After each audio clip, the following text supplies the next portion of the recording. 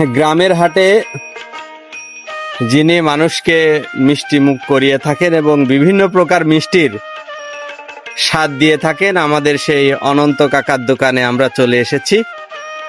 এই যে দেখতে পাচ্ছেন আমাদের অনন্ত কাকা, উনি প্রতিদিন রয়ড়া বাজারে উনি ওনার মিষ্টির দোকান দিয়ে থাকে। আমরা কাকার কাছ থেকে আজকে একটু মিষ্টির সম্বন্ধে পরিচিতি নিয়ে নেব।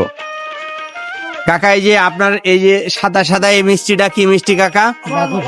এটারে বলে বাতাসা। এটা কদমা। এটা কি বলে? বোন্দে। এটা কি কাকা? দানাদার। এইটা সন্দেশ। এইটা কালো জাম। এইটা খেজুর মিষ্টি। আর এটা কি কাকা? রসগোল্লা। তো কাকার মিষ্টির কিন্তু যথেষ্ট সুনাম রয়েছে এবং যথেষ্ট স্বাদ রয়েছে। যারা কাকার এই মিষ্টির স্বাদ নিতে চান তারা চলে আসবেন রয়ড়া বাজারে প্রতি রবিবার এবং বুধবার। এই আমাদের অনন্ত কাকা এই যে দোকান দিয়ে থাকে।